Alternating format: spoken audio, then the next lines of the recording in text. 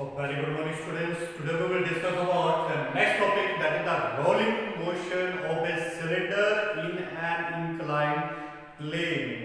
हमें क्या निकालना है कि रोलिंग मोशन जो होगा सिलेंडर का जब इंक्लाइन प्लेन के ऊपर रखते हैं तो वो किस तरीके का होगा, उसमें एक्सेलरेशन कितनी प्रोड्यूस होगी, उसकी फ्रिक्शनल फोर्स कितनी लगेगी, उसमें एंगुलर एक्सेलरेशन कितनी प्रोड्यूस होगी, उसके बारे में डिस्कस करेंगे हम लोग. ठीक है, तो we will take an inclined plane. एक inclined plane हम कंसीडर कर लेते हैं और यहाँ से यहाँ तक इस तरह से inclined plane कंसीडर कर लिया. अब इस inclined plane के ऊपर एक बॉडी जो हमको रोल कर रही है, तो रोलिंग बॉडी ले लेते हैं हम यहाँ पे. ठीक है, this one is the rolling body. ठीक है, इस रोलिंग बॉडी का रेडियस मान लेते हैं कितना है, r. कितना रेडियस मान लिया इसका, r रेडियस है and m is the mass of that rolling body. Clear बात है. तो देखो यहाँ पे रोलिंग बॉडी का जो मास होगा that will act vertically downward, that is mg. किस तरफ एक्ट कर रहा है, वर्टिकली डाउनवर्ड एक्ट कर रहा है.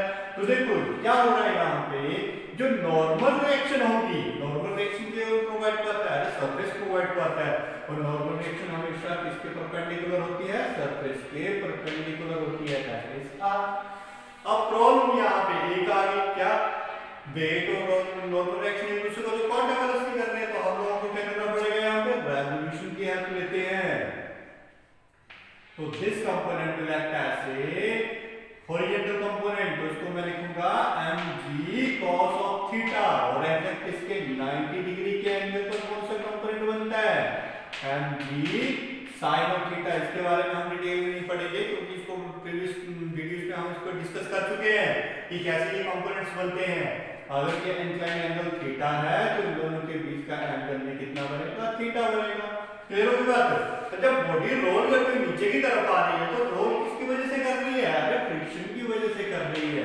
तो फ्रिक्शनल फोर्स किस तरफ एक्ट करेगी, opposite to the motion of the body, body के मोशन के अपोजिटली एक्ट करेगी. तो सेम फेवर में थोड़ा करेगी. क्लियर होगी बात की. तो यहाँ पे हमारे पास वेरियस फोर्सेस जो वो एक्ट कर रही है. पहली फोर्स कौन सी एक्ट कर रही है, अरे इसका वेट, वेट कितना है इसका mg, किस तरफ एक्ट कर रहा है, वर्टिकली डाउनवर्ड.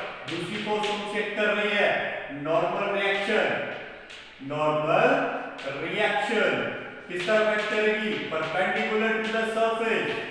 ठीक है, तो ये सारी फोर्सेस को ऊपर एक्ट कर रही है. अब देखो यहाँ पे एक और फोर्स एक्ट कर रही है, कौन सी, frictional force. Third force act कर रही है frictional force, frictional force opposite to the motion of the body. Body नीचे की तरफ आ रही है और ये किस तरफ लग रही है, opposite to the motion of the body. So this is called the frictional force. कैसे रिप्रेजेंट करेंगे, F से. अब यहाँ पे देखो क्या हुआ था, वेट और रिएक्शन एक दूसरे को कॉन्ट्राबैलेंस नहीं कर रहे थे, तो हमें इसको दो कंपोनेंट में ब्रेक करना पड़ा. ठीक है, किसको, resolving mg into two component. ठीक है, दो कंपोनेंट में हम तोड़ देते हैं इसको. ये भी पता आपको क्यों तोड़ते हैं हम इसमें दो कंपोनेंट्स में. ठीक है, तो पहला कंपोनेंट आ गया मेरे पास क्या, mg cos theta, mg cos theta exactly counterbalancing the normal reaction. r को काउंटरबैलेंस कर रहा है, देखो इसके ठीक अपोजिट है ये. ठीक है, तो काउंटरबैलेंस किसको कर रहा है, नॉर्मल रिएक्शन को. उसी तरह से second component mg sin theta, लेकिन ये काउंटरबैलेंस नहीं कर रहा है. क्यों, क्योंकि mg कंपोनेंट बड़ा है in comparison to the frictional force. अगर बराबर होते तो बॉडी को यहाँ पे रुक जाना था, अगर फ्रिक्शनल फोर्स बड़ी होती तो बॉडी ऊपर की तरफ जाएगी. लेकिन कंपोनेंट कौन सा है, mg cos थीटा बड़ा है, इसलिए बॉडी रोल करते हुए नीचे की तरफ आ रही है.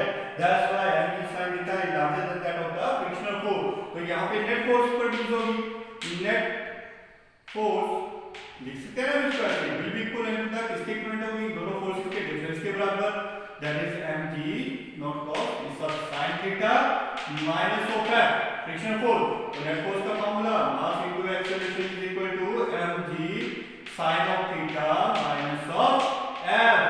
ये आ गई मेरे पास इक्वेशन. ये मेरे पास स्टैंडर्ड इक्वेशन बनी है, इसको मैं इक्वेशन बन दे देता हूं. अब देखो यहाँ पे आगे कैसे सॉल्व करेंगे.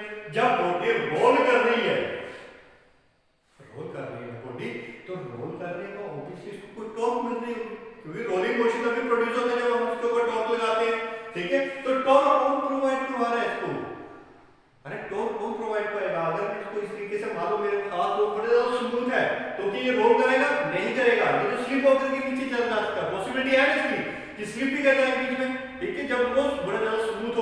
तो इसको रोल करवाने के लिए कौन हेल्प करवा रहा है? अरे फ्रिक्शनल फोर्स इसको पीछे की तरफ कर रही है, तो ये क्या करेगा?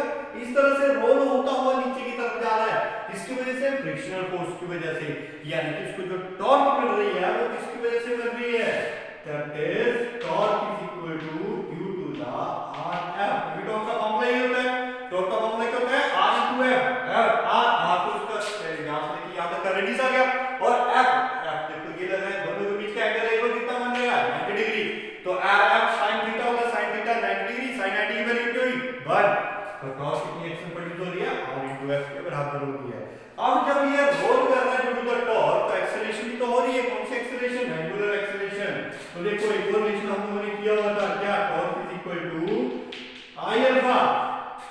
अरे एंगुलर एक्सेलरेशन और इसके बीच के टॉर्क के बीच का रिलेशन है ये।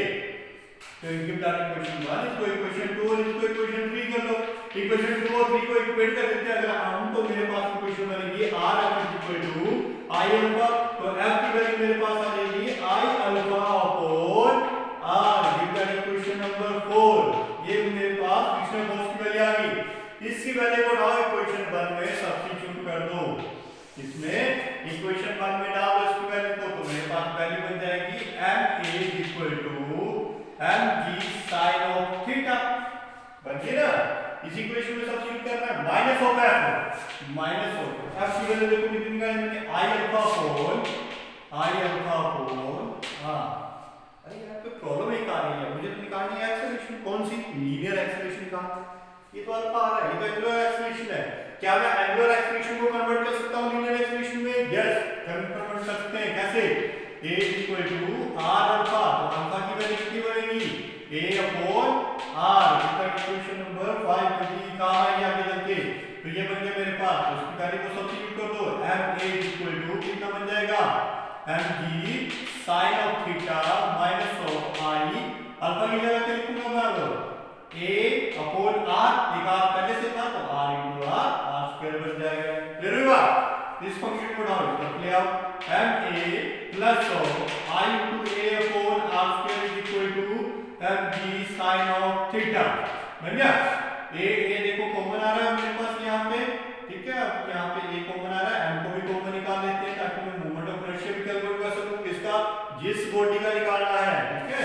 तो यहाँ पे बचा मेरे पास 1 प्लस i, यहाँ पे आया a कॉमन निकल गया है, m था नहीं तो m से मुझे डिवाइड करना पड़ा, तो क्या बन गया? r square. सिंपलीफाई हो गया ना? जब मैं मोमेंट ऑफ इनर्शिया सब्स्टिट्यूट करूंगा तो आराम से किसी भी चीज में मोमेंट ऑफ इनर्शिया निकाल सकता हूं। तो ये बन जाएगा mg sin ऑफ थीटा। तो m के साथ देखो m कट गया, तो a की वैल्यू मेरे पास आई g sin of theta upon कितना? 1 plus i upon mr square. यहां पे आया मेरे पास क्या? Linear acceleration of this rolling body. अरे ये जो बॉडी रोल करते हुए नीचे की तरफ जा रही है, इसकी लीनियर एक्सेलरेशन कितनी होगी? This one is the linear acceleration. Clear होगी बात? अब मुझे निकालना है एंगुलर एक्सेलरेशन कितनी होगी। तो मेरे पास एक फार्मूला पड़ा है एंगुलर एक्सेलरेशन के लिए। पुट इन इक्वेशन 5 में सब्स्टिट्यूट कर देता हूं a की वैल्यू को इस इक्वेशन में। So alpha will comes out to be, a की वैल्यू कितनी है मेरे पास?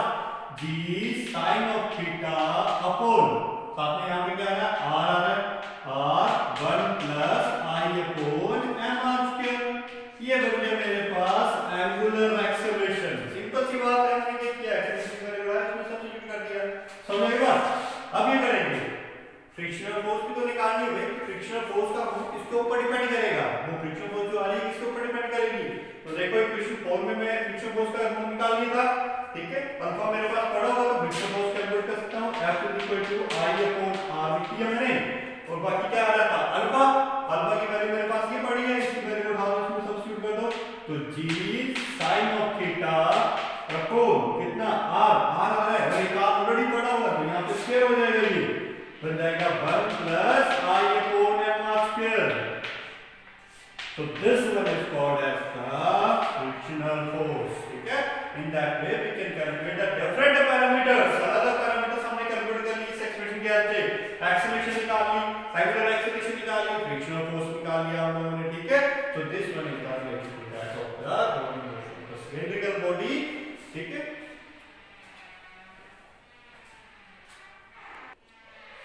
ओके नेक्स्ट देखो यहाँ पे एक स्पेशल केस आता है जो अमूमन पूछा जाता है स्पेशल केस। ठीक है, क्या पूछा जाता है कि सिलेंडरिकल बॉडी जब रोल करती हुई नीचे की तरफ आ रही है इंक्लाइंड प्लेन में तो कोएफिशिएंट ऑफ फ्रिक्शन की वैल्यू कितनी होनी चाहिए उसके बारे में पूछा जाता है। ठीक है, तो यहाँ पे हम क्या देखेंगे, रोलिंग बॉडी किसके लिए, सिलेंड्रिकल बॉडी के लिए। तो सिलेंड्रिकल बॉडी का मोमेंट ऑफ इनर्शिया कितना होता है, that is I = 1/2 mr²।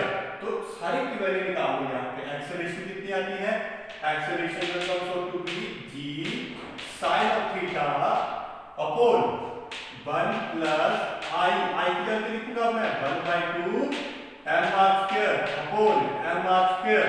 Clear है बात ये?